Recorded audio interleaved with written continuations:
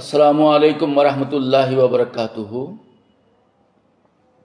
আলহামদুলিল্লাহি ওয়া কাফা ওয়া সালামুন আলা ইবাদিহিল্লাযিনা ইসতাফা, আম্মা বাদ। ফাউযু বিল্লাহি মিনাশ শাইতানির রাজীম। বিসমিল্লাহির রহমানির রহিম। ওয়া ইয ক্বালা ঈসা ইবনু মারইয়াম ইয়া বনী ইসরাঈল ইন্নী রাসূলুল্লাহি ইলাইকুম মুসাদ্দিকাল লিমা বাইনা ইয়াদাইয়া মিনাত তাওরাত ওয়া মুবাশশিরাম বিরাসূলিন ইয়াতি মিন বাদি ইসমুহু আহমদ ফালাম্মা জাআহুম বিল বায়িনাতি ক্বালু হাযা সিহরুম মুবিন ওয়া কাফাইনা আলা আসারিহিম বিঈসা ইবনি মারইয়াম ওয়া মুসাদ্দিকাল লিমা বাইনা ইয়াদাইহি মিনাত তাওরাত ওয়া আতাইনাহুল ইনজিলা ফীহি হুদান ওয়া নূর ওয়া মুসাদ্দিকাল লিমা বাইনা ইয়াদাইহি মিনাত তাওরাতি ওয়া হুদান ওয়া মাউইযাতাল লিল মুত্তাকিন। সুপ্রিয় উপস্থিতি, সুপ্রিয় দর্শক শ্রোতা, আশা করি আপনারা আল্লাহর রহমতে ভালো আছেন। আজ আমাদের আলোচনার বিষয় হযরত ঈসা আলাইহিস সালাম ও তার দাওয়াত। হযরত ঈসা আলাইহিস সালাম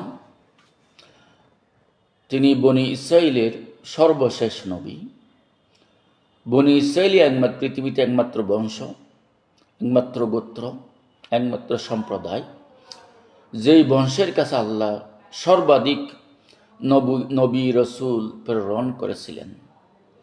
এবং হযরত ঈসা আলাইহিস সালামকে আল্লাহ সর্বশেষ এই বনী ইসরাইলের কাছে প্রেরণ করেছিলেন বনী ইসরাইলের নৈতিক পরিশুদ্ধির জন্য। তাদের মধ্যে যে অনৈতিকতার সৈলাভ ছড়িয়ে পড়েছিল, তাদের আত্মার পরিশুদ্ধির জন্য, তাদের নৈতিক চারিত্রিক পরিশুদ্ধির জন্যই, নৈতিক চারিত্রিক সংশোধনের জন্যই আল্লাহ হযরত ঈসা আলাইহিস সালামকে প্রেরণ করেছিলেন। এবং তার মাধ্যমে তার কাছেই আসমানি গ্রন্থের মধ্যে অন্যতম গ্রন্থ ইনজিল অবতীর্ণ করেছিলেন।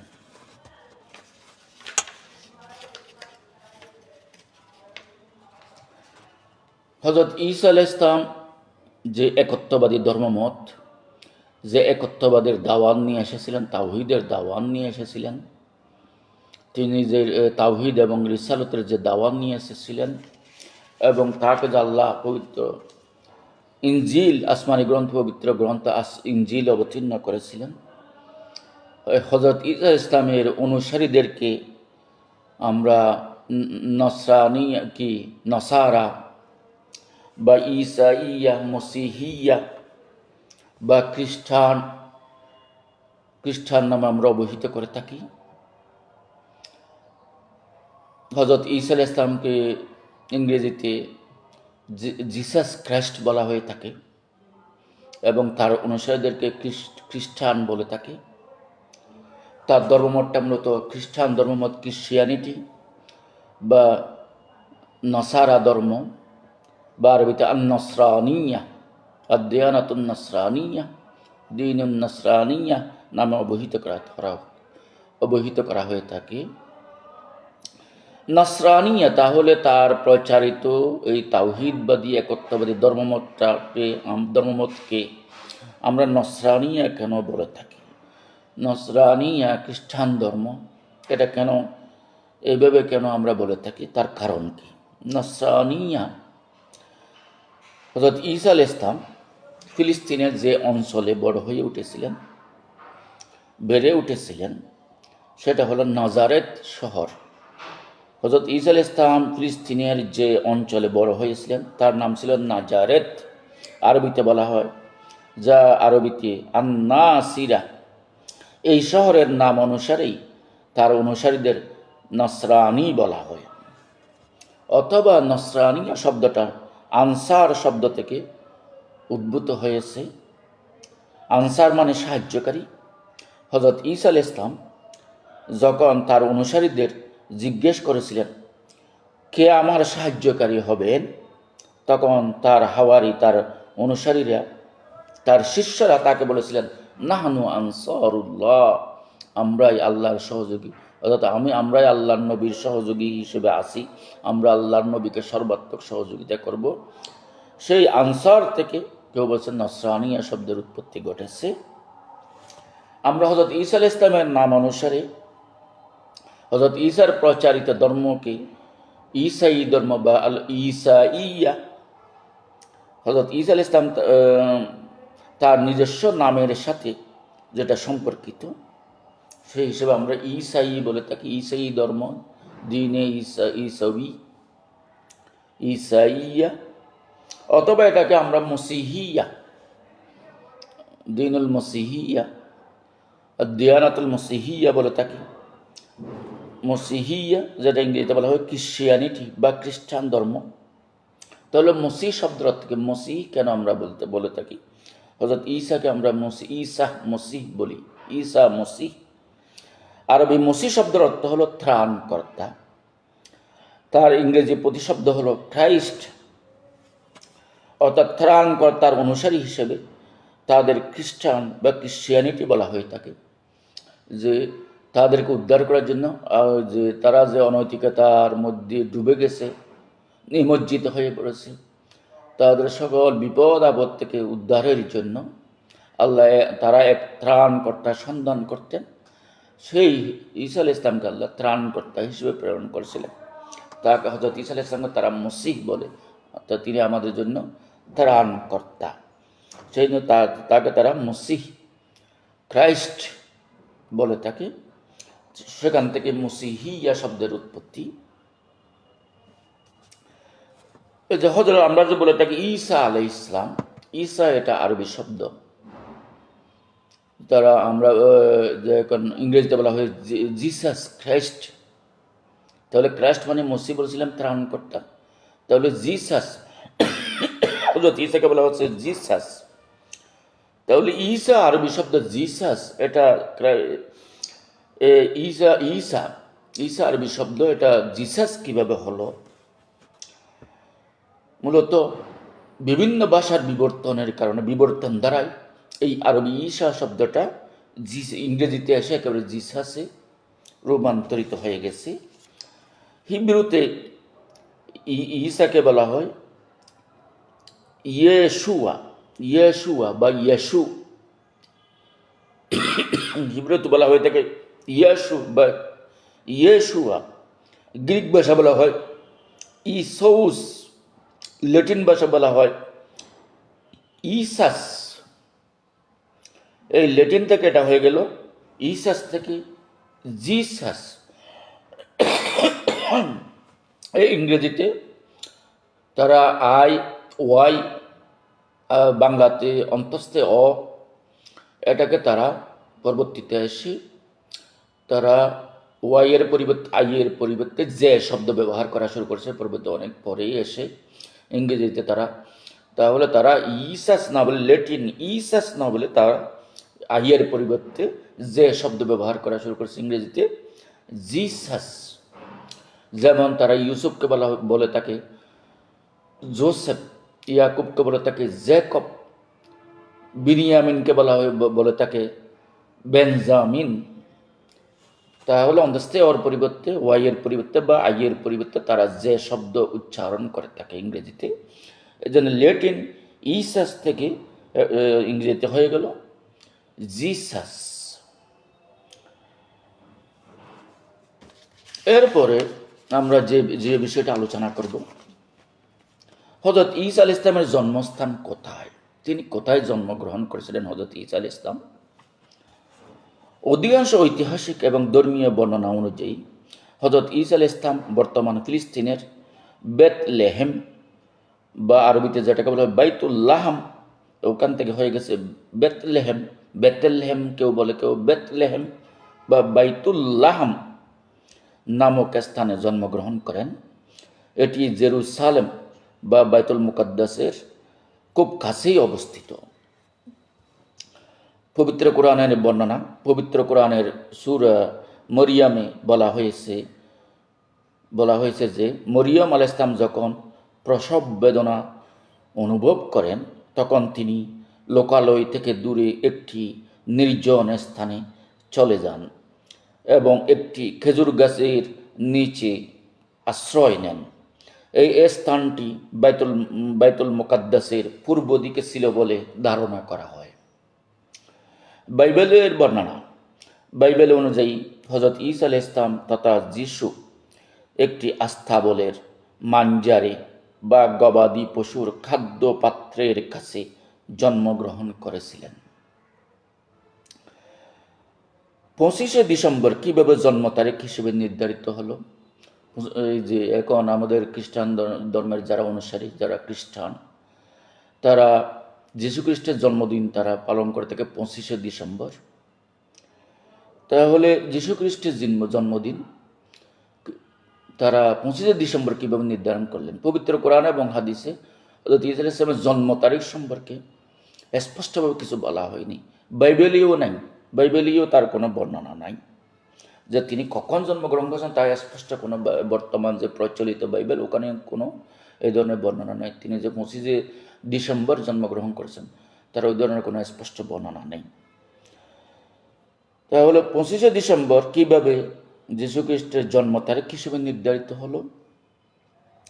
আশ্চর্যের বিষয় হলো পবিত্র কোরআন বা বাইবেলের কোথাও 25শে ডিসেম্বরের সুনির্দিষ্ট কোনো উল্লেখ নেই, বরং ঐতিহাসিক এবং প্রাকৃতিক আলামত বিশ্লেষণ করলে দেখা যায় তার জন্ম সম্ভবত শীতকালে ছিল না। 25শে ডিসেম্বর নির্ধারিত হওয়ার ইতিহাস, খ্রিস্ট ধর্মের প্রথম কয়েকশো বছর পর্যন্ত যিশুর নির্দিষ্ট কোনো জন্মদিন পালিত হতো না। 4th শতাব্দীর দিকে রোমান সম্রাট কনস্টান্টাইনের আমলে এই তারিখটি জনপ্রিয়তা পায়। এর পেছনে প্রধান কারণগুলো হলো পৌত্তলিক উৎসবের প্রভাব। প্রাচীন রোমে 25শে ডিসেম্বরের দিকে স্যাটারনেলিয়া এবং সোল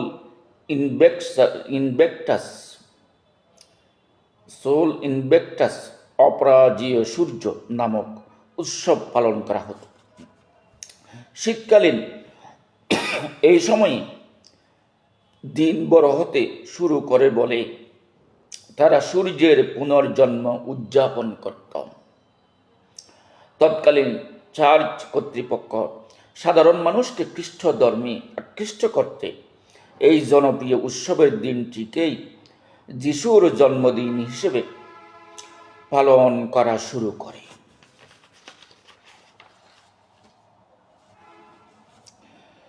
ধর্মতাত্ত্বিক গণনা, কেউ কেউ মনে করতেন যিশুর গর্ভধারণ হয়েছিল 25শে মার্চ। সেই হিসেবে ঠিক 9 মাস পর 25শে ডিসেম্বর তার জন্ম হওয়ার একটি যুক্তি দাঁড় করানো হয়েছিল। ইসলামী দৃষ্টিভঙ্গি, পবিত্র কোরআনে মরিয়ম আলাইহিস সালামকে খেজুর গাছ নাড়াতে বলা হয়েছিল যাতে পাকা খেজুর ঝরে পড়ে। সাধারণত মধ্যপ্রাচ্যে গ্রীষ্ম বা শরৎকালে খেজুর পাকে, যা নির্দেশ করে যে তার জন্ম সম্ভবত শীতকালে তথা ডিসেম্বরে ছিল না। সহজ কথায় 25শে ডিসেম্বর হযরত ঈসা আলাইহিস সালামের প্রকৃত জন্ম তারিখ হওয়ার চেয়ে একটি ধর্মীয় ও রাজনৈতিক সিদ্ধান্তের ফসল বেশি, যা প্রাচীন রোমান ঐতিহ্যের সাথে মিশে গেছে।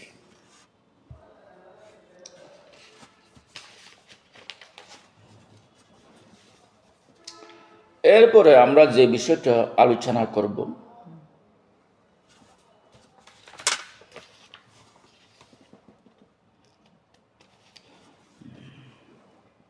হযরত ঈসা আলাইহিস সালামের জন্ম ও তার যে অলৌকিক জন্ম, এই জন্ম নিয়ে আমরা হালকা আলোকপাত করব। পবিত্র কোরআন ও হাদিসে এই বিষয়ে কি আছে। হযরত ঈসা আলাইহিস সালামের অলৌকিক জন্ম। হযরত মরিয়ম আলাইহিস সালামের গর্ভে কোনো পুরুষের স্পর্শ ছাড়াই আল্লাহর আদেশে জিবরাইল আলাইহিস সালামের ফুৎকারের মাধ্যমে ঈসা আলাইহিস সালাম জন্মগ্রহণ করেন। হযরত মরিয়ম আলাইহিস সালাম যেহেতু কুমারী ছিলেন, তার কোনো বিয়ে হয়নি এবং তার কোনো স্বামী ছিল। হযরত ঈসা আলাইহিস সালাম এসে তাকে সুসংবাদ দিলেন, আল্লাহ আপনার থেকে এক সন্তানের জন্ম দিবে, কি আপনার গর্ভে এক সন্তান আল্লাহ জন্ম দিবেন, এই সেই সিদ্ধান্ত হয়ে গেছে। তো তিনি বললেন, কিভাবে সম্ভব? আমি তো বিবাহিত না, আমাকে তো কোনো পুরুষ স্পর্শ করেনি, আমি কিভাবে মা হব? এটা তো অসম্ভব বিষয়। তিনি হযরত মরিয়ম আলাইহিস সালাম তখন জিবরাইলকে প্রশ্ন করলেন, কালত হযরত রব্বি আন্না ইয়াকুনু লি ওয়ালাদ ওয়ালাম ইয়ামসাসনি বাশার ক্বালা কাযালিকাল্লাহু ইয়াখলুকু মা ইয়াশা ইযা কদা আমরান ফাইন্নামা ইয়াকুলু লাহু কুন ফায়াকুন। তিনি মরিয়ম আলাইহিস সালাম বললেন, হে আমার পালনকর্তা, কেমন করে আমার সন্তান হবে, অথচ আমাকে কোনো মানুষ স্পর্শ করেনি? আল্লাহ বললেন, এভাবেই আল্লাহ যা ইচ্ছা সৃষ্টি করেন। তিনি যখন কোনো কাজ করার সিদ্ধান্ত নেন তখন বলেন হৌ কুন ফয়াকুন, তখন তা হয়ে যায়। এটা আল্লাহরই সিদ্ধান্ত, এখানে তোমার আপত্তি করার কিছুই নাই। আল্লাহ যেটা চান সেটাই, আল্লাহ যখন বলে কুন হয়ে যাও তখন হয়ে যাবে। আল্লাহ চাইলে এক কুমারী নারী থেকে পুরুষের স্পর্শ ছাড়াও সন্তান জন্ম দিতে পারেন। এবং হযরত জিবরাইল ইসলাম হযরত মরিয়মের শরীরে একটা ফু দিয়েছেন, ওই ফুতে তিনি গর্ভবতী হয়ে গেছিলেন এবং হযরত ঈসা আলাইহিস সালামের জন্ম হয়েছিল। শৈশব ও নবুয়ত লাভ। হযরত ঈসা আলাইহিস সালাম দোলনায় থাকাকালীন অলৌকিকভাবে কথা বলে নিজের নবুয়ত ও পবিত্রতার ঘোষণা দেন। সেই অনেক বিশাল কাহিনী। তিনি 9 মাস পরে এখন তিনি যখন গর্ভবতী হলেন, যখন প্রসব বেদনা উঠল, তিনি লজ্জায় তিনি খুব ভয় পেয়ে গেলেন, আমি তো কুমারী এক নারী, আমার কোনো স্বামী নাই, এই মুহূর্তে যদি আমার সন্তান হয় এলাকার মানুষ আমার অপবাদ দিয়ে আমাকে মেরে ফেলবে। তখন তিনি বাইতুল মুকদ্দাসে ছিলেন, বাইতুল মুকদ্দাস থেকে বের হয়ে একটা নির্জন এলাকায় চলে গেছিলেন। তো তিনি মনে মনে দুঃখ করে বলছে, হাই, এর আগে যদি আমি একটু মরে যেতাম, মৃত্যু কবলা হাজা, এর আগে যদি একটু মরে যেতাম, আমি মানুষের সামনে কীভাবে মুখ দেখাবো। যখন সন্তান জন্ম হয়ে গেল তখন তিনি সন্তান কোলে নিয়ে আবার যখন লোকালে ফিরে আসলাম, মানুষ তাকে বিভিন্ন অপবাদ দেওয়া শুরু করলো। তখন হযরত মরিয়ম আলাইহিস সালাম বলেছিলেন, আমি রোজা রেখেছি, আমি কেউ কোনো কথাই বলতে পারবো না। তখনকার রোজাদাররা মূলত কারোর সাথে কথা বলতো না। তোমরা যা জিজ্ঞেস করতে চাও তা আমার কোলের সন্তানের কাছ থেকে জিজ্ঞেস করো।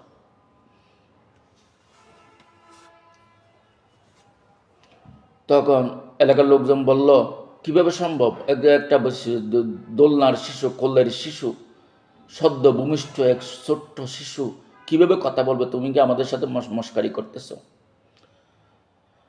তখন তিনি যখন বলেন, নজর তুলির রহমান সৌমা, আমি রোজা রাখছি, আমি কথা বলতে পারবো না, তোমরা এই সন্তানের কাছে জিজ্ঞেস করো। তো তারা বলল, মস্কারা করছো আমাদের সাথে? তখন বলল, তা আবার ইঙ্গিত করলেন, এই সন্তানের কাছে জিজ্ঞেস করো। তখন অলৌকিকভাবে হযরত ঈসা আলাইহিস সালাম মায়ের কোল থেকেই কথা বলা শুরু করেছিলেন এবং তিনি হযরত ঈসা আলাইহিস সালাম কোলে থেকেই পৃথিবীতে 2 শিশু কথা বলেছিল কোলে। এক হলো হযরত ঈসা আলাইহিস সালাম মায়ের কোলে, আরেকজন হযরত ইউসুফ আলাইহিস সালাম এবং জুলেখার যে একটা ঘটনা, ওখানে এক শিশু, জুলেখার বোনের ছোট্ট একটা শিশু হযরত ইউসুফ আলাইহিস সালামের নিরপরাধ নিষ্পাপত্বের পক্ষে সাক্ষ্য দিয়েছিলেন। 2 জন শিশুই অলৌকিকভাবে শৈশবকালে এক ছোট্ট শিশুই কোলে থাকা অবস্থায় কথা বলেছিল। এক হলো হযরত ইউসুফ, আরেকজন হল হযরত ইউসুফ না হযরত ঈসা আলাইহিস সালাম, আরেকজন হলো ওই যে জুলেখা এবং ইউসুফ আলাইহিস সালামের ঘটনার মধ্যে যে শিশুটা, জুলেখার বাগিনা সমত বোনের ছেলে, যেটা আমরা জানি, এই 2টা শিশুই কথা বলেছিল। তখন হযরত ঈসা আলাইহিস সালাম হযরত মরিয়ম আলাইহিস সালামের কোলে থাকা অবস্থায় তার নিষ্পাপত্বের, তার মায়ের নিষ্পাপত্বের সাক্ষ্য দিয়েছিলেন এবং তার যে অলৌকিক জন্মের সাক্ষ্য দিয়েছিলেন। হযরত ঈসা আলাইহিস সালাম দোলনায় থাকাকালীন অলৌকিকভাবে কথা বলে নিজের নবুয়ত ও পবিত্রতার ঘোষণা দেন। জমহুর ওলামাদের মতো তিনি 30 বছর বয়সে পূর্ণাঙ্গ নবুয়ত ও রিসালাত লাভ করেন। তাহলে অন্যান্য নবীরা 40 বছরে নবুয়ত লাভ করেন, কিন্তু হযরত ঈসা আলাইহিস সালামের ক্ষেত্রে ব্যতিক্রম, তিনি 30 বছর বয়সে নবুয়ত রিসালাত লাভ করেছিলেন। তিনি যে দোলনায় থেকে কথা বলেছিলেন সেটা পবিত্র কোরআন সূরা মরিয়মে তারা সাক্ষ্য দিচ্ছে, ক্বালা ইন্নী আব্দুল্লাহ আতানিয়াল কিতাব ওয়া জাআলানি নবিয়্যা। তিনি বলেছিলেন, আমি আল্লাহর বান্দা, আমি কিতাব নিয়ে এসেছি এবং আমি নবী। আল্লাহ আমাকে হযরত সেই ঈসা আলাইহিস সালাম বললেন, আমি আল্লাহর বান্দা, তিনি আমাকে কিতাব ইনজিল দিয়েছেন এবং আমাকে নবী হিসেবে আল্লাহ প্রেরণ করেছেন। সূরা মরিয়ম আয়াত নম্বর 30। এরপরে প্রশ্ন আসে, হযরত ঈসা আলাইহিস সালামের উপর যে ইনজিল আল্লাহ অবতীর্ণ করলেন, সেই ইনজিল কি লিপিবদ্ধ ছিল? এটাকে কম্পাইলেশন হয়েছিল? এটাকে সংকলন হয়েছিল? পূর্ণাঙ্গ ইনজিল কি আসলে বই আকার গ্রন্থ আকারে লিপিবদ্ধ ছিল? এটাকে সংরক্ষিত ছিল?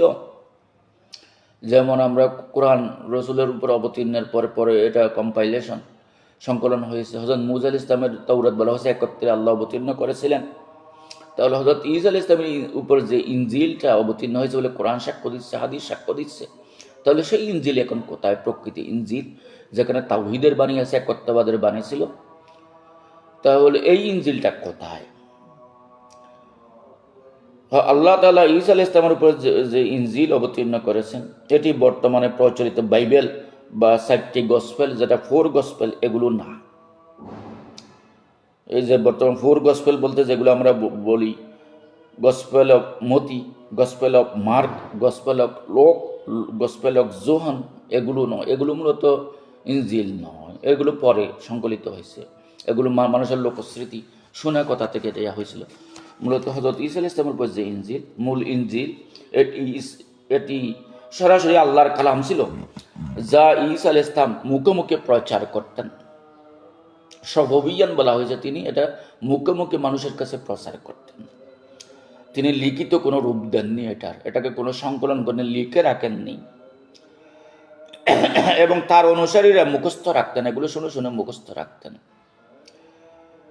কিন্তু হযরত ঈসা আলাইহিস সালামকে আল্লাহ আসমানে উঠিয়ে নেওয়ার পর মানুষ নিজের পক্ষ থেকে অনেক কথা যোগ করে বিভিন্ন ভার্সন তৈরি করেছে, যা আর মূল ইনজিল থাকেনি।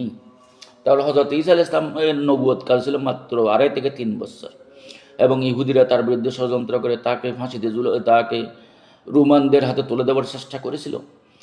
তখন তাকে আল্লাহ অলৌকিকভাবে আসমানে উঠিয়ে নিয়ে গেছেন, এবং হযরত ঈসা আলাইহিস সালামকে উঠিয়ে নেওয়ার পর ইহুদিরা হযরত ঈসার যারা হাওয়ারি অনুসারী ছিল, ভক্ত ছিল, এদের উপর তীব্র নিপীড়ন তারা চালিয়েছিল, যার কারণে তার প্রকৃতি যারা ভক্ত হাওয়ারি, এরা পলায়ন করে জীবন যাপন করেছিল। তাহলে তাদের কাছে, যাদের কাছে মুখস্থ ছিল, বা যদি কেউ যদি টুকরো লিখিয়েও থাকে, এগুলো সব হারিয়ে ফেলেছিল, এবং হাওয়ারিরা বিশ্বের বিভিন্ন দেশে ছড়িয়ে পড়েছিল। সুতরাং এই ইনজিল কোনো লিখিত রূপ লাভ করেনি, আল্লাহর পক্ষ থেকে অবতীর্ণ এই ইনজিল লিখিত রূপ পায়নি। তাহলে হযরত ঈসাকে আসমান উঠিয়ে নেওয়ার পর, হাওয়ারিদের মৃত্যুর পর, বা হাওয়ারিরা ছিন্ন ভিন্ন হয়ে যাওয়ার পর, এবং বিভিন্ন নিপীড়নে অনেকে শাহাদাত বরণ করছেন, অনেক বিভিন্ন দেশে পলায়ন করে জীবনযাপন করছেন। এর অনেক পরে, 60, 70, 80, 100 বছর পরেই পরবর্তী তাদের যারা খ্রিস্টিয়ানিটির যারা প্রচার করেছে, তারা জনশ্রুতি, লোকশ্রুতি, লোককথার উপর ভিত্তি করে মানুষের কাছ থেকে যা শুনেছে, হযরত ঈসার জীবনযাপন পদ্ধতি, হযরত ঈসার বিভিন্ন বাণী, সবগুলো মিলিয়ে তারা কিছু গসপেল, কিছু এই ধরনের কিছু গ্রন্থ তারা রচনা করছে। তারা শত শত বাইবেল রচনা করছে। পরবর্তীতে বলছে 60টা গসপেল পেয়ে তারা স্বীকৃতি দিয়েছে। মতি, মার্ক, লোক, জোহান নামে, according to Moti, according to mark, according to লোক, অ্যাকর্ডিং টু জোহান। মূলত তারা দাবি করছে যে এই মতি, মার্ক, লোক, জোহান হযরত ঈসার হাওয়ারি ছিল বা শিষ্য ছিল। আসলে তারা লেখে নাই, তারাও লিখছে, তার কোনো প্রমাণ নাই। অ্যাকর্ডিং টু তাদের কথা মতে, বা তাদের কাছ থেকে আমরা শুনতাম, তাদের কথা অনুসারে এরকম তাদের নাম ব্যবহার করছে, কিন্তু এই গ্রন্থগুলোর লেখক মতি, মার্ক, লোক, জোহান নয়, এটা অন্য কেউ। কারা লেখক এটা কোনো নির্দিষ্ট উল্লেখ নেই। সুতরাং কারা লিখছে, বিভিন্ন জনের জনশ্রুতি থেকে বিভিন্ন সময় এগুলো সংকলিত হয়েছে। অনেক বছর পর হযরত ঈসাকে আল্লাহ উঠিয়ে নেওয়ার অনেক বছর, এবং কত বছর পরে তাও উল্লেখ নাই, কে লিখছে তাও জানা নাই, তারা কে হযরত ঈসার শিষ্য তাও নাই, তাহলে এরাকে শিষ্যদের শিষ্য তাও উল্লেখ নাই। তাহলে এগুলো পরে সংকলিত হয়েছে। এটা মূলত প্রকৃত বর্তমান যে ইনজিল শরীফ বাইবেল নামে যেগুলো নামকরণ করা হয়, এগুলো মূলত আল্লাহর পক্ষ থেকে অবতীর্ণ বাইবেল নয়, ইনজিল নয়। তাহলে বাইবেলের বিকৃতি। ঈসা আলাইহিস সালামকে আসমানে উঠিয়ে নেওয়ার পর মানুষ নিজের পক্ষ থেকে অনেক কথা যোগ করে বিভিন্ন ভার্সন তৈরি করেছে, যা আর মূল ইনজিল থাকেনি। এগুলোকে প্রথমে তারা কেউ অ্যারামিক ভাষায়, হিব্রু ভাষায় লিখছে, এরপরে গ্রিক ভাষায় লিখছে, গ্রিক থেকে তারপরে লেটিন ইংরেজি, এখানে অনুবাদের অনুবাদ হয়েছে, কিন্তু মূল কথায় তার কোনো হিসাব নাই। পরবর্তীতে আবার ওই ইংরেজি, গ্রিক, লেটিন এগুলোকে আবার অ্যারাবিক ভার্সন করছে, বিভিন্ন বাংলা ভাষায় অনুবাদ করছে। অনুবাদের অনুবাদ এগুলো বর্তমানে যেগুলো বাইবেল নামে যা প্রচলিত। এরপরে আসবে যে দাওয়াতের সময়কাল ও এলাকা। রাসূল হযরত ঈসা আলাইহিস সালামের দাওয়াতের সময়কাল নবুয়ত প্রাপ্তির পর মাত্র 3 বছর তিনি দাওয়াতের কাজ পরিচালনা করেন। এরপর তিনি আল্লাহ তাকে অলৌকিকভাবে আসমানে উঠিয়ে নেন। তাহলে তিনি বেশি দিন দাওয়াত দিতে পারেননি। তিনি ইহুদিদের রোষানলের শিকার হয়েছিলেন। তৎকালীন ইহুদিরা বাইতুল মুকাদ্দাসকে কেন্দ্র করে যে ধর্ম ব্যবসা এবং অনৈতিক কার্যকলাপে জড়িত হয়েছিল, তারা বাইতুল মুকাদ্দাসকে বেচা কেনার মার্কেটে পরিণত করেছিল। ইহুদিরা যা ইচ্ছে যেইভাবে ইচ্ছে তারা তাওরাতকে বানাইতো। ইয়াকতুবুনা কিতাবা বিআইদিহিম ওয়া ইশতারু বিহি সামানান কলিলা। তাহলে তারা তাওরাত বানাইয়া তাদের যেটা নিজের সুবিধা হয়, ব্যবসার সুবিধা হয়, সেইভাবে ধর্মকে যা ইচ্ছে তাই সেভাবে ব্যবহার করছে। তারা ব্যবসা বাণিজ্য, নীতি, নৈতিকতা সব কিছু হারিয়ে গেছিল। ইহুদি রিবাই রহবান, যারা ধর্মীয় নেতা, যারা ধর্ম নিয়ে ব্যবসা এবং তাদের নৈতিক বিচ্যুতি ঘটেছিল, এগুলোর বিরুদ্ধে হযরত ঈসা আলাইহিস সালাম বারবার তাদের সমালোচনা করতেন, তাদের বিরুদ্ধে বক্তব্য দিতেন। এই জন্য ইহুদি আলেমরা তার উপর খেপে গিয়ে তারা রোমানদের, তৎকালীন রোমানরা কিন্তু পৌত্তলিক ছিল, এরা খ্রিস্টান ছিল না। পরবর্তীতে রোমানরাই খ্রিস্টান ধর্ম গ্রহণ করে। এই রোমানদের মাধ্যমে এটা রাষ্ট্রীয় ধর্ম হিসেবে ইউরোপীয় ওয়েস্টার্ন কান্ট্রিগুলোতে খ্রিস্টান ধর্ম ছড়িয়ে পড়ে। কিন্তু এই রোমানরা এক সময় ছিল, কিন্তু এই পৌত্তলিক রোমানদের বুঝেছে যে এই যীশু খ্রিস্ট, ঈসা আলাইহিস সালাম, জিসাস ক্রাইস্ট, সে মূলত সে নিজেকে বনী ইসরায়েলের রাজা দাবি করে, সে তোমাদের রাজত্ব কেড়ে নিতে চায়। এই বলে বিভিন্ন খানবাড়ি করে তারা হযরত ঈসাকে রোমানদের হাতে দইয়ে দেওয়ার একটা অপপ্রয়াস চালিয়েছিল। আল্লাহ তাকে তার জীবন রক্ষা করে আল্লাহ তাকে অলৌকিকভাবে আসমানে উঠিয়ে নিয়েছিল। যদি তারা তাকে ধরতে পারত, গ্রেপ্তার করাইতে পারত, তাকে নিশ্চিত তারা ক্রুশবিদ্ধ করত। কিন্তু হযরত ঈসাকে তারা ক্রুশবিদ্ধ করতে পারে নাই। হযরত ঈসার একজন তাকে গ্রেপ্তার করে দেওয়ার জন্য হযরত ঈসার একজন হাওয়ারি বেইমানি করে রোমান বাহিনীকে নিয়ে আসছিল হযরত ঈসা যেই বাসায়, যে ঘরে লুকিয়েছিল তার শিষ্যদের নিয়ে, ওখানে গিয়ে তাকে গ্রেপ্তার করানোর চেষ্টা করছিল। কিন্তু আল্লাহ অলৌকিকভাবে তাকে ফেরেশতা দিয়ে উঠিয়ে নিয়ে গেছেন। এবং যে হাওয়ারি জুদাস ইসকারিয়ু ইয়েহুজা আল আসখরয়ুতি তাকে হযরত ঈসা রূপ দিয়ে ফেলেছিল। তখন রোমানরা, এই ইহুদিরা তাকে হযরত ঈসা ভেবে তাকে ক্রুশবিদ্ধ করেছিল। তারা কিন্তু হযরত ঈসাকে ক্রুশবিদ্ধ করতে পারেনি, গ্রেপ্তারও করতে পারেনি। এটার আলোচনা আসবে। মা কতলুহু মা সালাবুহু ওয়ালাকিন শুব্বিহা লাহুম ওয়া মা কতলুহু ইয়াকিনান বল রাফাহু আল্লাহু ইলাইহি। তাহলে ইহুদিরা, এই রোমানরা হযরত ঈসা আলাইহিস সালামকে তারা হত্যাও করতে পারেনি, ক্রুশবিদ্ধও করতে পারেন, এবং নিশ্চিতভাবে তাকে তারা হত্যা করতে পারেনি। বরং আল্লাহ তাকে হযরত ঈসা আলাইহিস সালামকে আল্লাহর দরবারে উঠিয়ে নিয়ে গিয়েছিলেন। এবং তাদের মধ্যে একটা দৃষ্টিবিভ্রম ঘটানো হয়েছিল। যে হাওয়ারি বেইমানি করছিল তাকে ঈসা রূপ দিয়ে তারা তাকেই ঈসা বলে ক্রুশবিদ্ধ করেছিল। এটাই হলো মূল ঘটনা। তাহলে হযরত ঈসা আলাইহিস সালাম নবুয়ত প্রাপ্তির পর মাত্র 3 বছর তিনি দাওয়াতি কাজ পরিচালনা করেন। তার দাওয়াতি এলাকাটা কোথায় ছিল, টেরিটরি, যে তার সীমানা, এলাকার দাওয়াতের সীমানা কোথায়, এলাকা কোথায়?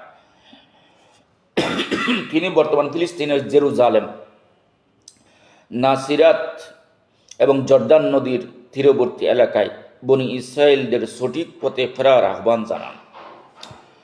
আমি বলছিলাম, আগেই বলেছি, আলোচনা শুরুতেই বলেছি, হযরত ঈসা আলাইহিস সালাম আল্লাহ বনী ইসরাইলের কাছেই নবী করে প্রেরণ করেছিলেন, অন্য কোনো গোত্রের কাছে প্রেরণ করেনি। এবং পবিত্র কোরআন বলা হয়েছে, ওই যে কালা ঈসা ইবনে মরিয়ম ইয়া বনী ইসরাইল ইন্নী রাসূলুল্লাহি ইলাইকুম। হযরত ঈসা আলাইহিস সালাম হযরত ঈসা ইবনে মরিয়ম যখন বললেন, হে বনী ইসরাইল, আমি তোমাদের কাছে রসুল হিসেবে প্রেরিত হয়েছি। এবং বর্তমান বিকৃত যে বাইবেল, এই বাইবেলেও স্পষ্ট উল্লেখ আছে, আমি ইসরায়েল কুলের হারানো মেষ ছাড়া অন্য কারো কাছে প্রেরিত হইনি। এবং তুমি আপনি সামেরিদের গ্রামে যাবেন না, আপনি বনী ইসরায়েল কুলের হারানো মেষের কাছে থাকেন। এবং আরবি বাইবেলে অ্যারাবিক ভার্সন, যেটা বাইবেলের বর্তমান আমরা যেটা পেয়েছি, অ্যারাবিক ভার্সন বাইবেলের, ওখানেও বলা হয়েছে লম উরসাল ইলা ইল্লা ইলা খর্রাফি বনি ইসরাইল আদ-দাল্লাহ, আমি ইসরায়েল কুলের হারানো মেষ ছাড়া অন্য কারো কাছে প্রেরিত হয়নি।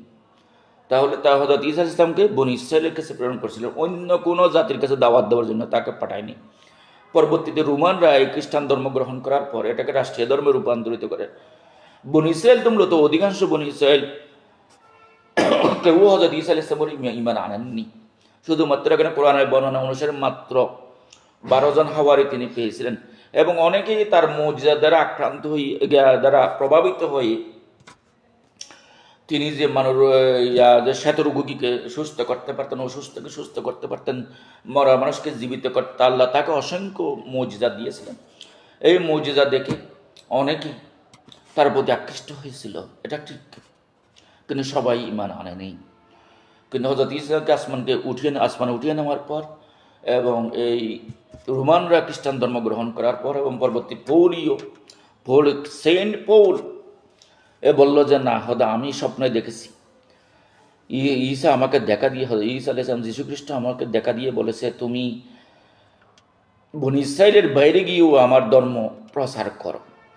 আমাকে যীশু খ্রিস্ট দেখা দিয়ে আমি বেহুশ হয়ে পড়ে গেছি। ওখান থেকে দেখলাম যীশু খ্রিস্ট আসছেন, তিনি আমাকে বললেন, আজ থেকে তুমি আমার অনুসারী, আমি তোমাকে দায়িত্ব দিলাম, বনী ইসরায়েলের বাইরে গিয়ে তুমি আমার ধর্ম প্রচার করো। এই ধরনের সেন্ট পৌলের কিছু বাণী আছে।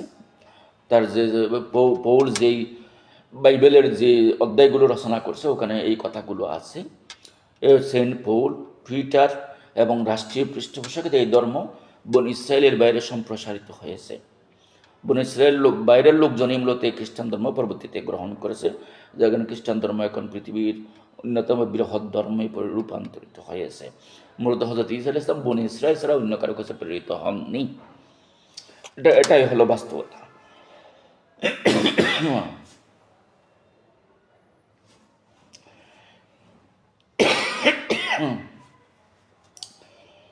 তাহলে হযরত ঈসার অনুসারী কারা? বলতে কোরআনের বর্ণনা অনুসারে হাওয়ারিদের সঙ্গে তার একনিষ্ঠ 12 জন সহযোগীকে হাওয়ারি বলা হয়। মহান আল্লাহ বলেন, কালাল হাওয়ারিয়ুন নাহানু আনসারুল্লাহ। হাওয়ারিগণ বললেন, আমরাই আল্লাহর সাহায্যকারী। সূরা আলে ইমরান আয়াত নম্বর 52। হযরত ঈসা আলাইহিস সালামকে হত্যার ষড়যন্ত্র ও আসমানে উত্তোলন। ইহুদিরা তার দাওয়াতের প্রভাব দেখে ঈর্ষান্বিত হয়ে রোমান সম্রাটের খানবাড়ি করে এবং তাকে হত্যার ষড়যন্ত্র করে, কিন্তু আল্লাহ তার নবীকে রক্ষা করেন। পবিত্র কোরআনে উল্লেখ করা হয়েছে, বলা হয়েছে, ওমা কতলুহু ওমা সলাবুহু ওয়ালাকিন শুববিহা লাহুম বর রাফাহু ওমা কতলুহু ইয়াকিনান বর রাফাহুল্লাহু ইলাইহি। তারা তাকে হত্যা করেনি এবং ক্রুশবিদ্ধও করেনি, বরং তাদের কাছে একজনকে তার সদৃশ করে দেওয়া হয়েছিল, বরং আল্লাহ তাকে নিজের কাছে তুলে নিয়েছেন। সূরা নিসা আয়াত নম্বর 157 থেকে 158।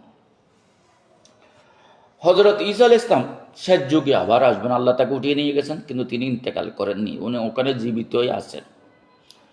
শেষ জামানায় তিনি আবার আসবেন, কিন্তু নবী হিসেবে আসবেন না, হযরত মুহাম্মদ সাল্লাল্লাহু আলাইহি ওয়াসাল্লামের উম্মত হিসেবে, মুসলমান হিসেবে আসবেন।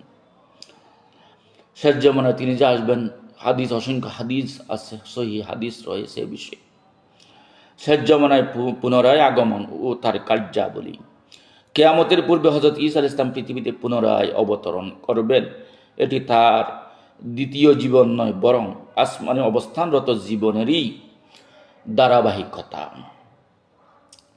হাদিস শরীফে রাসূল সাল্লাল্লাহু আলাইহি ওয়াসাল্লাম ইরশাদ করেছেন, ওয়াল্লাযী নাফসি বিয়াদিহি লা ইউশিকান্না আন ইয়ানজিলা ফীকুম ইবনু মারইয়ামা হাকামান মুকসিতান ফায়াকসিরাস সলিবা ওয়া ইয়াকতুলাল খিনজিরা ওয়া ইয়াদাআল জিজিয়াতা। আল্লাহ রসুল বলছেন যে সেই সত্তার শপথ যার হাতে আমার প্রাণ, অবশ্যই অচিরেই তোমাদের মাঝে ইবনে মরিয়ম তথা ঈসা ইবনে মরিয়ম একজন ন্যায় বিচারক শাসক হিসেবে অবতরণ করবেন। তিনি এসে ক্রুশ ভেঙে ফেলবেন, শূকর হত্যা করবেন এবং জিজিয়া রহিত করবেন। তাহলে এখানে বলেছে যে ক্রুশ ভেঙে ফেলবেন। এই যে খ্রিস্টানরা যে এখন তাদের গির্জার গেটে গির্জার উপরে একটা ক্রুশ চিহ্ন দেয় এবং তাদের গলায়ও একটা দিয়ে চেন দিয়ে একটা ক্রুশ চিহ্ন, মানুষের একটা ফাঁসির চিহ্ন দেয়। তারা এটা বুঝাইতে চায় যে ইহুদিরা আমাদের নবী ঈসা আলাইহিস ইসলামকে ক্রুশবিদ্ধ করে হত্যা করেছিল। তাহলে হযরত ঈসা আলাইহিস ইসলাম শেষ যুগে সেটাই বুঝাইবেন, ক্রুশ চিহ্নের কোনো ভিত্তি নাই। আমি যেহেতু ক্রুশে আমার মৃত্যু হয়নি, তোমরা আমার ব্যাপারে মিথ্যা বিষয়গুলো কেন প্রচার করছে, এই চিহ্ন এই প্রতীক কেন ব্যবহার করছে, এটা সম্পূর্ণ ভিত্তিহীন একটা প্রতীক। আমি কখনো ক্রুশবিদ্ধ হয়নি। সুতরাং এই জন্য তিনি এই ক্রুশ ভেঙে ফেলবেন, শূকর হত্যা করবেন।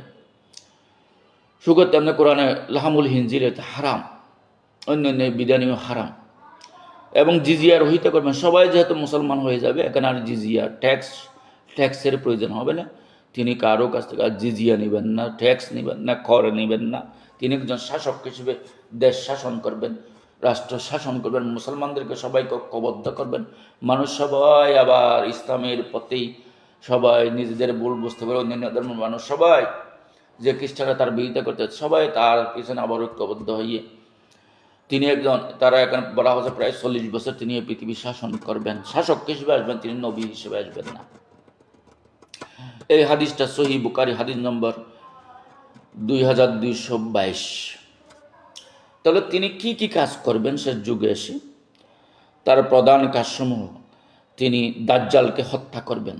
এই যে তখন দাজ্জালের আবির্ভাব হবে, তখনই দাজ্জালের আবির্ভাব, দাজ্জাল সারা বিশ্বব্যাপী এখানে বিপর্যয়, সারা নৈরাজ্য ছড়িয়ে দিবে।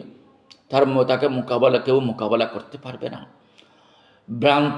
বিভ্রান্ত কাফের, বিভ্রান্ত লোকগুলো, দুর্বল ইমানের মানুষগুলো, তারা সবাই দাজ্জালের সঙ্গে হয়ে যাবে, দাজ্জালের সহযোগী হয়ে তার পক্ষেই অবস্থান নেবে। তখন মুসলমানরা ঐক্যবদ্ধ হতে থাকবে। তখনই তারা হযরত ঈসার আগমনের অপেক্ষা করবে। তখন হযরত ঈসা আলাইহিস সালাম ওখানে সিরিয়ার যে একটা মসজিদে মিম্বরে তিনি অবতরণ করবেন আসরের নামাজের সময়, দুই ফেরেশতার খান্দের উপর বদ দিয়ে। এবং মুসলমানরা তখন নামাজের জন্য প্রস্তুত হতে, তিনি এসে তখন নামাজের ইমামতি করবেন। এবং পরে দাজ্জালকে খুঁজতে সবাইকে নিয়ে দাজ্জালের বিরুদ্ধে যুদ্ধ করতে যাবে। দাজ্জাল যখন হযরত ঈসা আলাইহিস সালামকে দেখবে, পালাইতে থাকবে। পালাইতে যে লুদ নামক একটা, এখন ফিলিস্তিনের লিড্ডি বিমানবন্দর, লুদ নামক একটা এলাকা আছে এখন বর্তমানে ইসরায়েলে। এই লুদ বিমানবন্দরের পাশেই হযরত ঈসা আলাইহিস সালাম দাজ্জালকে হত্যা করবেন। সেই কথাটা কেন, তিনি তার প্রধান মিশন হলো দাজ্জালকে প্রথম হত্যা করা। এরপর হলো শরীয়তের অনুসরণ। তিনি নতুন কোনো শরীয়ত আনবেন না, বরং মুহাম্মদ সাল্লাল্লাহু আলাইহি ওয়াসাল্লামের শরীয়ত অনুযায়ী পৃথিবী শাসন করবেন। শান্তি প্রতিষ্ঠা, তার সময়ে পৃথিবীতে এমন শান্তি আসবে যে বাঘ ও ওট একসাথে বিচরণ করবে, কেউ কারো উপর হামলা করবে না। কারণ সকল অন্যায় অবিচার তিনি উৎখাত করে সত্যিকার ইনসাফ, ন্যায় বিচার তিনি এই পৃথিবীতে প্রতিষ্ঠা করবেন। খ্রিস্টানদের ভ্রান্ত আকীদার খণ্ডন। খ্রিস্টানরা বলে ঈসা আলাইহিস সালাম আল্লাহর পুত্র। আল্লাহ তাআলা এই শিরককে কঠোরভাবে প্রত্যাখ্যান করেছেন। পবিত্র কোরআনে বলা হয়েছে, লাকাদ কাফারাল্লাযীনা ক্বালু ইন্নাল্লাহা হুয়াল মাসীহু ইবনু মারইয়াম। তারা অবশ্যই কুফরি করেছে যারা বলছে যে নিশ্চয়ই আল্লাহ হোসেন মরিয়মের পুত্র মসিহ। তাহলে তারা হযরত ঈসা আলাইহিস সালামকে আল্লাহর পুত্র বলতেছে। তাদের বিভিন্ন আকীদা আছে। তারা তিনি ঈশ্বরে বিশ্বাসী, পিতা ঈশ্বর, পুত্র ঈশ্বর, পবিত্র আত্মা ঈশ্বর। পিতা ঈশ্বর পৃথিবীতে আসমানে অবস্থান করেন, তিনি আল্লাহ, তিনি পিতা। আবার পুত্র ঈশ্বর ঈসা আল্লাহর রূপ ধারণ করে পৃথিবীতে এসেছিলেন। পুত্রের রূপ ধরে পৃথিবীতে এসে তিনি নিজেকে ক্রুশবিদ্ধ করে মানুষের আদি পাপী মানুষকে সকল তাদের আদি পাপ থেকে মুক্ত করে তিনি ক্রুশবিদ্ধ হইয়া শহীদ হইয়া চলে গেছেন। এবং তিনি চলে যাওয়ার সময় তার পবিত্র আত্মা তার অনুসারীদের কাছে রেখে গেছেন। এবং এই আত্মা সর্বদা যারা হযরত ঈসাকে বিশ্বাস করবে তাদের সাথে বিচরণ করবে, তাদেরকে ছায়া দিবে। তাহলে তিনটা ঈশ্বরের তারা রূপ দিয়েছে, একটা পিতা ঈশ্বর, পুত্র ঈশ্বর, পবিত্র আত্মা ঈশ্বর। তাহলে তারা হযরত ঈসাকে আল্লাহর পুত্র বলে, এটা একটা গ্রুপ। আবার কেউ বলে যে ঈসা স্বয়ং ঈশ্বর, ডিভাইনিটি অফ জিসাস ক্রাইস্ট, ঈসা আলাইহিস সালামের খোদাইত্ব, উলুহিয়াতুল মসিহ। আরেকটা বলে তারা কি পবিত্র আত্মা ঈশ্বর, রুহুল কুদস। এইভাবে তারা ট্রিনিটিতে তারা বিশ্বাস করে। হযরত ঈসা যে এটা আল্লাহর সন্তান নয়, আল্লাহ কাউকে লম ইয়ালিদ ওয়া লাম ইউলাদ ওয়া লাম ইয়াকুল লাহু কুফুয়ান আহাদ। আল্লাহ কাউকে জন্ম দেননি এবং আল্লাহ কারো কাছ থেকে জন্মও নেননি এবং তার সমকক্ষ কেউ নাই। তাহলে আল্লাহর কোনো স্ত্রী নাই, আল্লাহর কোনো নাউজুবিল্লাহ স্ত্রীর প্রয়োজনও নাই। কাউকে আল্লাহর জন্ম দেওয়ার দরকার নাই। তিনি কোন বললে কোন হয়ে যায়। এখানে আল্লাহকে নাউজুবিল্লাহ পিতা বলে হযরত ঈসাকে সন্তান বলা, এটা কুফরি। তাহলে এটা মহান আল্লাহর শানের সম্পূর্ণ পরিপন্থী যে হযরত ঈসাকে আল্লাহর পুত্র বলা। দ্বিতীয়ত, হযরত ঈসা তো আমাদের মতো খাবার খেতেন, তিনি ঘুমাতেন এবং প্রাকৃতিক হাজত সারতেন, যা কোনো ইলা বা স্রষ্টার বৈশিষ্ট্য হতে পারেন না। আল্লাহ খাবারও গ্রহণ করেন না, আল্লাহ ঘুমানো না। লা তাহুযুহু সিনাতুন ওয়ালা নাওম, তার মধ্যে তন্দ্রাও আসে না, তন্দ্র আচ্ছন্নও হন না আল্লাহ, এবং আল্লাহ ঘুমানো না। তাহলে ঘুমানো, খাবার দাবার করা এগুলো এবং হাজত প্রাকৃতিক কার্য সম্পন্ন করা, এগুলো আল্লাহর শানের পরিপন্থী। সুতরাং হযরত ঈসা আলাইহিস সালাম কখনো আল্লাহ বা আল্লাহর সন্তান হতে পারেন না। ঈসা আলাইহিস সালামের পিতা না থাকা যদি ইলা হওয়ার প্রমাণ হয়, তবে আদম আলাইহিস সালামের পিতা মাতা কেউ ছিল না। তাহলে তিনি আরো বড় ইলা হওয়ার দাবিদার ছিলেন, নাউজুবিল্লাহ। এখন তারা বলে যে হযরত ঈসা পিতা ছাড়া জন্ম নিয়েছেন, এই জন্য তিনি আল্লাহর সন্তান, এবং তিনি ইলা, তিনি নিজেই ইলা। তো হযরত ঈসার মা ছিল কিন্তু বাবা ছিল না। কিন্তু হযরত আদম আলাইহিস সালামের তো মাও ছিল না, বাবাও ছিল না।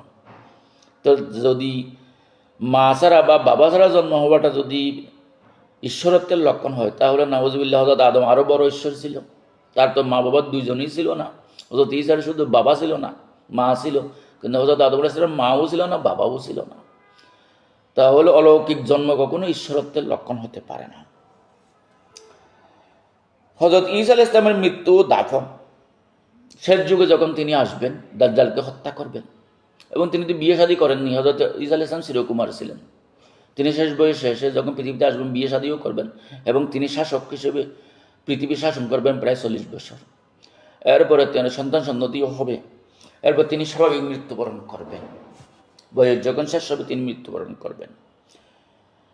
পৃথিবীতে 40 বছর অবস্থানের পর তিনি স্বাভাবিকভাবে মৃত্যুবরণ করবেন। মুসলমানরা তার জানাজা পড়বে এবং তাকে মদিনায় আমাদের নবী মুহাম্মদ সাল্লাল্লাহু আলাইহি ওয়াসাল্লামের রওজা মুবারকের পাশে দাফন করা হবে। সুনানে তিরমিজি শরীফে এই কথাগুলো বলা হয়েছে, এই হাদিসটা এসেছে।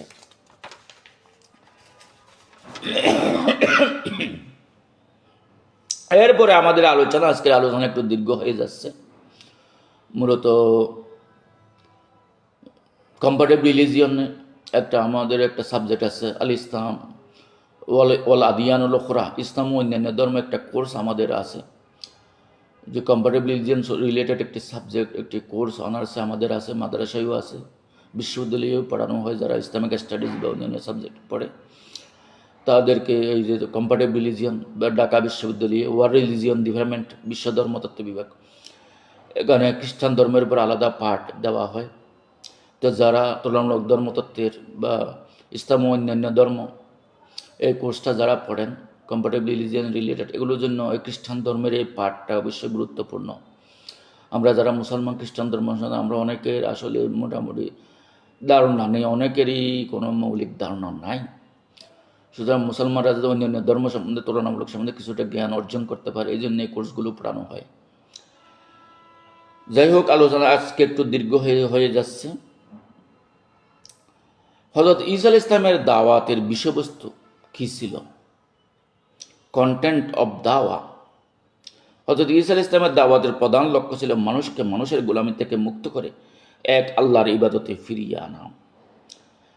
তাওহীদ বা আল্লাহর একত্ববাদ। তিনি মূলত তাওহীদের প্রচার করেছেন, তাওহীদের দাওয়াত দিয়েছেন। সকল যাবতীয় শিরিক, বেদাত, রুসুমাত, কুসংস্কার পরিত্যাগ করে সকল শিরিক থেকে মুক্ত হয়ে এককভাবে তোমরা আল্লাহর ইবাদত করো। আল্লাহ এক এবং তিনি অদ্বিতীয়, তার কোনো সন্তান সন্ততি হতে পারে না। তিনি একত্ববাদের দাওয়াত দিয়েছেন। তিনি দায়িত্বহীনভাবে ঘোষণা করেছিলেন আল্লাহ ছাড়া কোনো উপাস্য নেই, তিনি কারো পিতা বা পুত্র নন। হযরত পবিত্র কোরআনের ভাষায় হযরত ঈসা আলাইহিস সালাম বলেছিলেন, ওয়াকাল আল মসিহু ইয়া বনি ইসরাঈলা উবুদুল্লাহ রব্বি ওয়া রাব্বাকুম ইন্নাহু মান ইউশরিক বিল্লাহ ফাকাদ হাররামাল্লাহু আলাইহিল জান্নাহ। সূরা আল মাইদা আয়াত নম্বর 72। মসিহ বললেন, হযরত ঈসা মসিহ বললেন, হে বনি ইসরাইল, তোমরা আল্লাহর ইবাদত করো, তিনি আমার পালনকর্তা এবং তোমাদেরও পালনকর্তা। নিশ্চয়ই যে ব্যক্তি আল্লাহর সাথে অংশীদার সাব্যস্ত করে তথা শিরিক করে, আল্লাহ তার জন্য জান্নাত হারাম দেন। তার আল্লাহ সকল ধরনের গুনাহ ক্ষমা করতে পারেন, কিন্তু আল্লাহ শিরিক কখনো ক্ষমা করেন না। শরীয়তের সংস্কার ও সহজীকরণ। তৎকালীন ইহুদি আলেমরা শরীয়তকে অত্যন্ত কঠিন করে ফেলেছিল, তিনি সেগুলোর সংস্কার করতে এসেছিলেন। এই জন্য পবিত্র কোরআনে সূরা আলে ইমরানের ৫৫ নম্বর আয়াতে বলা হয়েছে, ও মুসাদ্দিকাল লিমা বাইনা ইয়াদাইয়া মিনাত তাওরাত ওলি উহিল্লা লাকুম বাদাল্লাযী হুররিমা আলাইকুম। আর আমি সত্যায়নকারী হিসেবে এসেছি তাওরাতের, যা আমার সামনে রয়েছে, এবং যাতে তোমাদের জন্য হারামকৃত কিছু বিষয়কে তোমরা হালাল করে দেই। তাহলে ইহুদিরা নিজেরাই তাওরাতকে অ্যাভয়েড করে, তাওরাতের বিধান পরিবর্তন করে বিকৃতি করেন, হালালকে হারাম বানাইছে, হারামকে হালাল বানাইছে। কিন্তু আমাদের হাদিস বলা হয়েছে, যে হাদিস শরীফ বলা হয়েছে, ইন্নাল হালালা বাইয়িনুন ওয়াল হারামা বাইয়িনুন। তাহলে কখনো আল্লাহ যেটা হারাম করেছেন এটাকে হারাম বলতে হবে, হারামই সাব্যস্ত করতে হবে। আল্লাহ যেটা হালাল করেছেন সেটা হালালই থাকবে। আল্লাহর কোনো হালাল বিধানকে হারাম সাব্যস্ত করা, কোনো হারামকে হালাল সাব্যস্ত করা, এটা কখনো কেউ করতে পারে না। কোনো আলেম ওলামা কারও সেই অধিকার নাই। কিন্তু ইহুদিরা এইভাবে তারা তাদের তাওরাতের বিধানকে পরিবর্তন এবং বিকৃত করে ফেলেছিল। হযরত ঈসা আলাইহিস সালামের দাওয়াতের পদ্ধতি ও বৈশিষ্ট্যসমূহ। হযরত ঈসা আলাইহিস সালামের দাওয়াতের নিজস্ব কিছু বৈশিষ্ট্য ও কর্মকৌশল ছিল। প্রজ্ঞা ও নমনীয়তা। তিনি কঠোরতার পরিবর্তে দয়া ও নম্রতার মাধ্যমে দাওয়াত দিতেন। ইহুদিদের বিধানগুলো তারা ইচ্ছাকৃতভাবে ধর্মকে পেঁচাইতে ধর্মীয় বিধানগুলো বেশ কঠিন করে ফেলেছিল। হযরত ঈসা আলাইহিস সালাম এসেই না এইভাবে এত কঠোর কি ইন্নাল্লাহ ইউরিদু বিকুমুল ইউসরা ওয়ালা ইউরিদু বিকুমুল উসরা। আল্লাহ সকল বিধানকে সহজ করতে চান, কখনো কঠিন বিধান আল্লাহ করতে চান না বান্দার উপর। তাহলে তিনি চেয়েছিলেন কঠোরতার পরিবর্তে দয়া ও নম্রতার মাধ্যমে দাওয়াত দিতেন, ধর্মীয় বিধানকে সহজভাবে উপস্থাপন করতেন। ইহুদিদের মতো ধর্মীয় বিধানকে পেঁচাইয়া জনগণের সামনে ধর্মকে একটু পেঁচালো জটিল বিষয়ে উপস্থাপন করা। বর্তমানে আমাদের যুগে, আমাদের বর্তমান সময়ে আলেম ওলামারা এত বেশি ফতোয়া দেয়, এত বেশি উল্টাপাল্টা করে, যারা ধর্মটা মানুষের কাছে একটা কি হয়ে যায়, দুর্বোধ্য বিষয়ে পরিণত। মানুষ মনে করে ধর্ম এক এক হুজুর এক এক কথা বলে, এক এক ওয়াজে এক এক ধরনের ওয়াজ করে, কোনটা মানব? তবে ধর্মটাকে তারা খুব পেঁচিয়ে ফেলতেছে। এগুলো হলো সুবিধাবাদীদের লক্ষ্য। ধর্ম আল্লাহ সবসময় সহজ। ইসলাম একটি যৌক্তিক ধর্ম, যুক্তিবাদী ধর্ম, সায়েন্টিফিক ধর্ম, স্বাভাবিক ন্যাচারাল ধর্ম। এখানে যেটা মানুষের স্বভাবের সাথে সামঞ্জস্যপূর্ণ সেই বিধানই আল্লাহ অবতীর্ণ করছেন। এমন কোনো বিধান আল্লাহ বান্দার জন্য অবতীর্ণ করেন না যা বান্দার জন্য পালন করা কঠিন হয়ে পড়ে। তো ইসলাম খুবই সহজ একটি ধর্ম, কিন্তু আলেমরা পেঁচাইতে গ্রুপ করতে করতে ফেরকা করতে করতে ধর্মটাকে এত ফেসায় বনি ইসরায়েলের মতো, মানুষ তখন বিরক্ত হয়ে পড়ে, কোনটা মানবে করে কোনোটাই মানব না, এক এক খুঁজুর এক এক ফতোয়া দেয়। তাহলে এই ফতোয়াবাজের কারণেই ধর্মটা আমরা ফেঁসিয়ে ফেলি, মানুষের কাছে দুর্বুদ্ধ করে ফেলি। কিন্তু ধর্মটাকে সহজভাবেই উপস্থাপন করতে হবে, এটাই।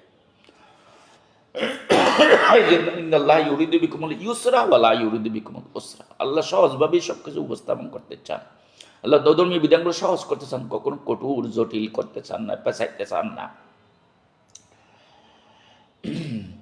আধ্যাত্মিকতা ও পরকালমুখিতা, তাহলে তার বিধানটা ছিল একটা আধ্যাত্মিক বিধান।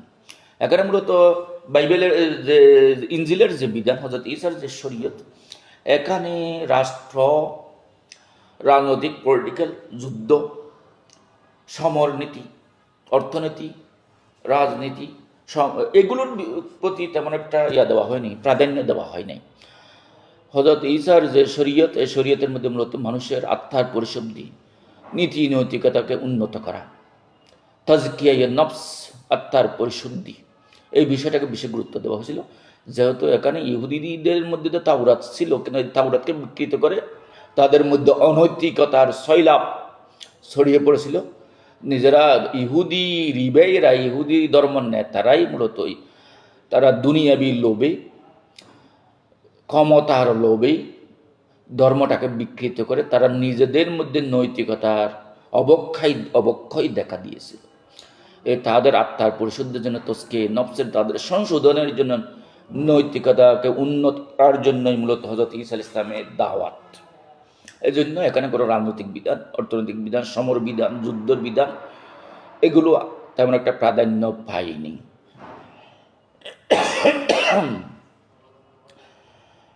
তিনি মানুষকে ইহজাগতিক লোভ লালসা ত্যাগ করে পরকালের প্রস্তুতির দিকে বেশি গুরুত্ব দিতেন। এখন দুনিয়াদারি অনেক করছো, ধর্ম নিয়ে ব্যবসা অনেক করছো, বাইতুল মুকদ্দাসকে ব্যবসার কেন্দ্রে পরিণত করছে ইহুদি রিবেইরা। এখন একটা আল্লাহমুখী হও, পরকালমুখী হও, নিজের চরিত্রকে সংশোধন করো, দুনিয়াবি লোভ কমাও। দুনিয়া অনেক কামাইছে, আর কামানোর দরকার নাই। এখন একটা আল্লাহমুখী হইয়া পরকালের জন্য কিছু করো এবং নিজের চরিত্রকে পরিবর্তন করো। এটাই ছিল মূলত তার দাওয়াত।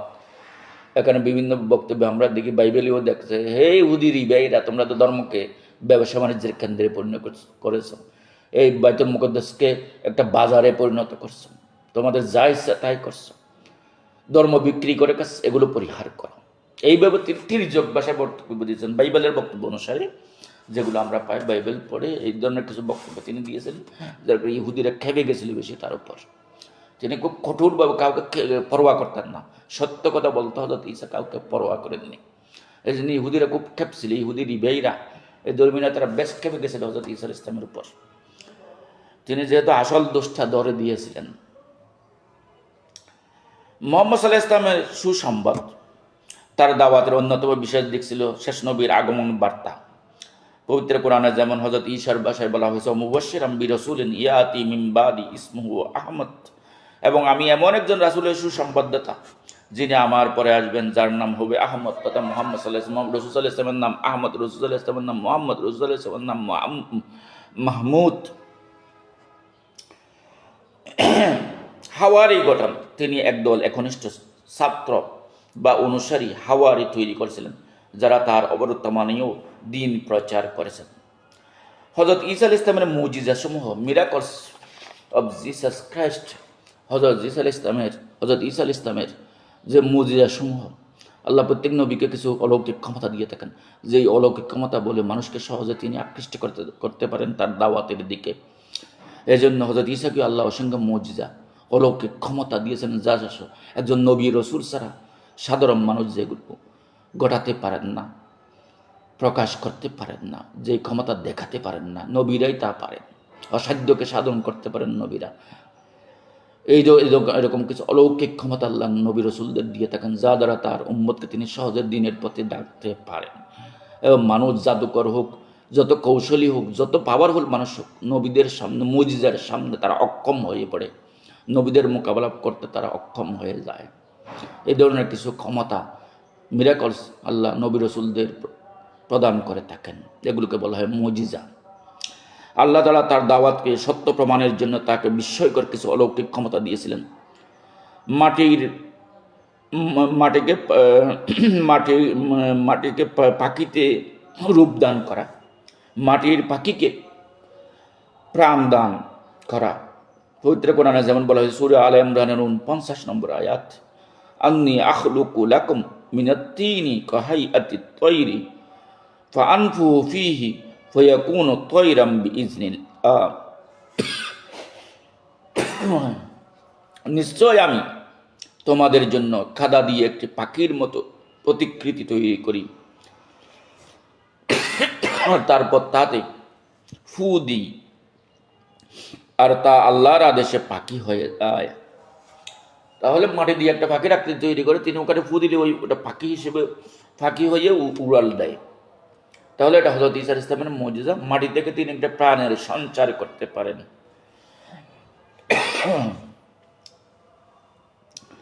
অন্ধ ও কুষ্ঠরোগীকে আরোগ্য দান। হযরত ঈসা আলাইহিস সালাম কোনো কুষ্ঠরোগী, শ্বেতরোগী, ডবল রোগ, কুষ্ঠরোগ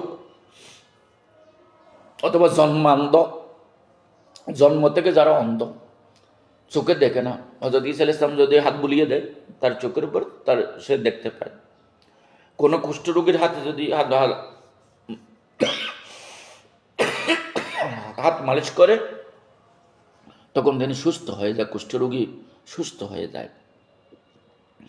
আর আমি জন্মান্ধকে এবং শ্বেতরোগী বা কুষ্ঠরোগীকে রোগ মুক্ত করি। মৃতকে জীবিত করা, এটা হযরত ঈসা আলাইহিস সালামের অলৌকিক ক্ষমতা, অন্যতম মুজিজা। তিনি কোনো কবরে গিয়ে যদি বলতেন, লাঠি দিয়ে ভেবে আঘাত করে, কুম বিইজনিল্লাহ, আল্লাহর অনুমতিক্রমে তুমি উঠে দাঁড়াও, তখন মৃত জীবিত হয়ে উঠে দাঁড়াতো। এটা হযরত ঈসা আলাইহিস সালামের অন্যতম মুজিজা। এই জন্য বলছে উহিল মৌতা বিইজনিল্লাহ, এবং আমি আল্লাহর আদেশে মৃতকে জীবিত করি। গায়বী সংবাদ প্রদান। পবিত্র কোরআনে যেমন বলা হয়েছে সূরা আলে ইমরানে, ওয়া উনাব্বিউকুম বিমা তাকুলুনা ওয়া মা তাদাহিরুনা ফি বুয়ুতিকুম, আর তোমরা যা আহার করো এবং যা তোমাদের ঘরে জমা করে রাখো তা আমি তোমাদের বলে দেই। তাহলে হযরত ঈসা মানুষকে দেখে বলতে পারতেন, তুমি আজকে কি খাইছো বলো তো, তখন আপনি বলেন, তিনি বলে দিতেন তুমি আজকে এই খাইছো। তোমাদের ঘরে কি কি আছে বলো তো, হয়তো আপনি বলেন, আমি তো বলবো না। তিনি বলে দিতেন তোমার ঘরে এত টাকা আছে, এই আছে, সেই আছে, অমুক অমুক লোক আছে। তাহলে তিনি এই ধরনের কথাগুলো অলৌকিকভাবে তিনি বলে দিতে পারতেন। এটা নবীর মুজিজা। হযরত ঈসা আলাইহিস সালামকে সেই মুজিজা আল্লাহ দিয়েছিলেন। মানুষ যা খায় তাও অগ্রিম বলে দিতে পারতেন তিনি, এবং কার ঘরে কি আছে তাও তিনি বলে দিতে পারতেন। আসমানি দস্তরখান বা মাইদা অবতরণ। পবিত্র কোরআনে যেমন বলা হয়েছে, রব্বানা আনজিল আলাইনা মাইদাতাম মিনাস সামাই তাকুনু লানা ঈদান। সূরা আল মাইদার 114 নম্বর আয়াতে বলা হয়েছে, হে আমাদের প্রতিপালক, আমাদের প্রতি আসমান থেকে খাদ্যবর্তীর দস্তরখান নাজিল করুন, যা আমাদের জন্য আনন্দের দিন হবে। তাহলে হযরত মূসা আলাইহিস সালামও একই আল্লাহর কাছ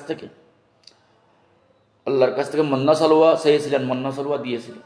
হযরত ঈসাও যখন অভাবে পড়ছিলেন তখন, হে আল্লাহ, সরাসরি খাদ্যবর্তী আমার জন্য দস্তরখান প্রেরণ করুন। তাহলে তিনি এটাও আল্লাহর পক্ষ থেকে খাবার নিয়ে আসতে পারতেন। এটাও হযরত ঈসা আলাইহিস সালামের একটা মুজিজা। নবীরা এই ধরনের, রসুলেরও এরকম অসংখ্য মুজিজা আছে, অসংখ্য মুজিজা রসুল দেখিয়েছেন।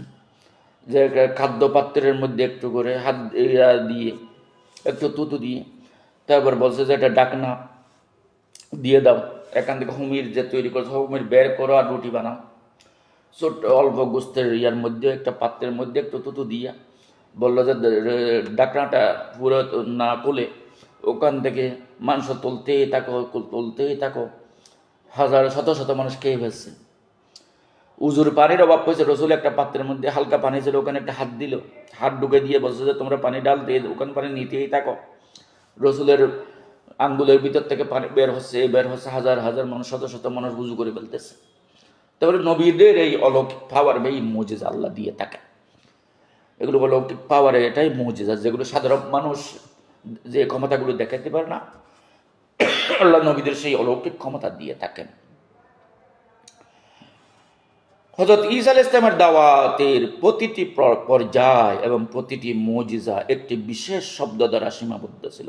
তা হলো বিইজনিল্লাহ, আল্লাহর হুকুমে এটা হয়ে যাও, আল্লাহর হুকুমে এটা হয়ে যাও। কুম বিইজনিল্লাহ ওয়াকুনু তাইরাম বিইজনিল্লাহ। তাহলে বিইজনিল্লাহ শব্দ আল্লাহ হযরত ঈসা আলাইহিস সালাম ব্যবহার করতেন। তিনি প্রমাণ করেছেন যে সমস্ত অলৌকিকতা এবং বিধানের একমাত্র উৎস আল্লাহ সুবহানাহু ওয়া তাআলা। তার দাওয়াতের সারসংক্ষেপ হলো, নিশ্চয় আল্লাহ আমার পালনকর্তা এবং তোমাদের পালনকর্তা, সুতরাং তোমরা তার ইবাদত করো, এটাই সরল পথ। ফাবুদুনি হাযা সিরাতুল মুস্তাকিম, পবিত্র কোরআনে বলা হয়েছে তোমরা আল্লাহর ইবাদত করো, আমার ইবাদত, আল্লাহর ইবাদত করো। হাযা সিরাতুল মুস্তাকিম, এটাই সরল পথ। ইবাদতের প্রতি সিরাতুল মুস্তাকিম, আল্লাহর ইবাদত করো। ইবাদত মানে কি? আল্লাহ যা করতে বলেছে তা করো, যা থেকে বিরত থাকতে বলেছেন তা থেকে বিরত থাকো। হাযা সিরাতুল মুস্তাকিম, এটাই সরল পথ।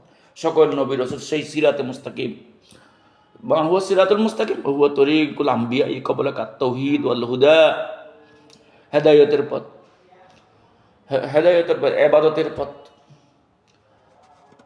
ঈমানের পথ, তাওহীদের পথ, আল্লাহর একত্ববাদের পথ, আল্লাহর ইবাদতের পথ, এটাই সিরাতে মুস্তাকিম। সকল নবী রাসূল সেই সিরাতে মুস্তাকিম, সরল পথের। ইহদিনাস সিরাতাল মুস্তাকিম সিরাতাল লাযিনা আনআমতা আলাইহিম গায়রিল মাগদুবি আলাইহিম ওয়ালাদ-দাল্লিন।